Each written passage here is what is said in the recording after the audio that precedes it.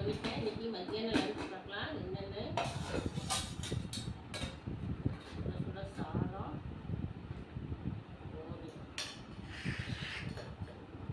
பார்த்தீங்கன்னா வெள்ளிக்கிழமைனாலே சாம்பார் தான். எல்லா வீட்லேயும் மேக்ஸிமம் சாம்பார் தான் இருக்கும். எங்கள் வீட்லேயும் சாம்பார் தான். இன்றைக்கி சாம்பார்னா சொரக்காய் சாம்பார்.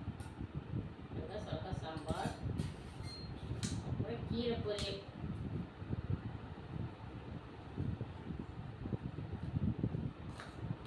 கீரை பொரியல், அப்புறம் ரசம். என்ன ரசம்னா பருப்பு ரசம்.